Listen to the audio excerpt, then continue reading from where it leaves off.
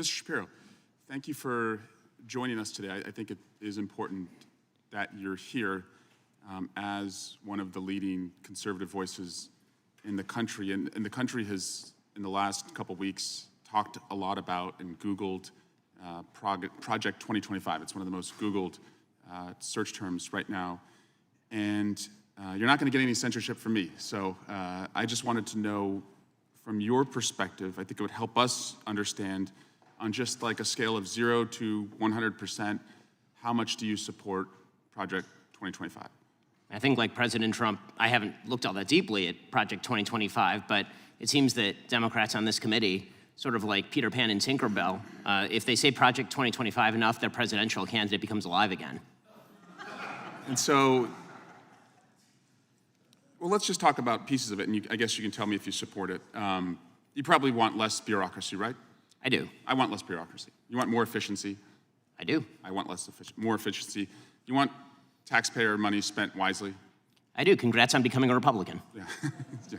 My parents would be proud. Mass deportations, it calls for that. Do you support that part?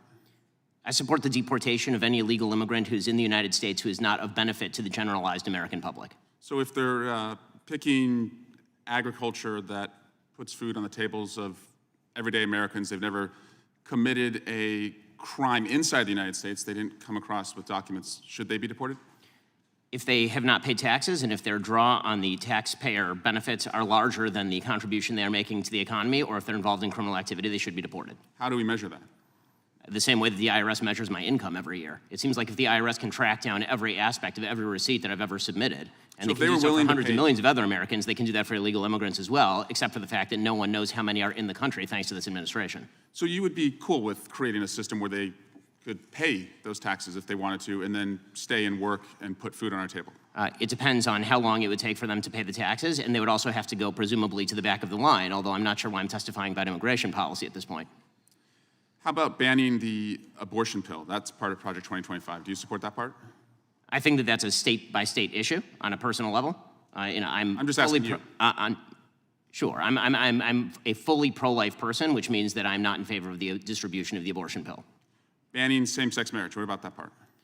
I am in favor of traditional marriage between a man and a woman, and I am perfectly fine with anyone having any sort of voluntary sexual arrangement they seek. That's a different thing from whether the government should attach benefits to that personal relationship. But you think it's a sin to have same-sex marriage? I mean, I'm confused. Are you asking me as a religious Jew what I think about biblically? I'm just asking, is it a sin to be gay? Is it a sin to be gay? I mean, how long do we have here? 2 minutes? I mean, if the basic idea is that sexual orientation is up for government regulation, I'm not in favor of the government regulating the private consenting sexual activity of adults. That is a different thing, once again, from whether the government ought to engage in actual benefits for particular sexual arrangements that adults make. But again, just you to me, is it a sin or not? From a religious Jewish perspective, orientation is not a sin, but activity is. That's also the same perspective of most major religions, so far as I'm aware. Okay. And how about cutting Social Security? Do you support that part of 2025? I'm not sure what Project 2025's position on Social Security is. I'm in favor of the restructuring of Social Security along the lines of privatization and lowering and increasing the retirement age, because you, as well as every other congressperson, knows Social Security is going to go bankrupt, and yet everyone seems to have an interest in lying about it for the next decade and a half until we have to take austerity measures or radically increase inflation or taxes. And bans against books about slavery. Do you support that part about? Why would I possibly be in favor of bans about books about slavery? That would be absolutely ridiculous. What I am in favor of is the idea that school libraries should be able to make decisions along the lines of what exactly is appropriate for, say, a 7th grader and whether they ought to be treated to cartoons and genderqueer. That's not quite the same thing. And just because we found some receipts, you did say, I think homosexual activity is a sin. Yes, I'm a religious Jew, that's true. There's a genetic component. You found me out. Orientation. But the view of all religious people I know has always been that sexual behavior is something that is up to you. And you said, I may have a desire to sleep with many women, but I do not. I agree with me. Yes, that's true. Congratulations on your, I'm sure it's very hard to restrain yourself. Mr. Chairman, I just want to shift to Alvin Bragg. He was supposed to be here this week, and he's not coming.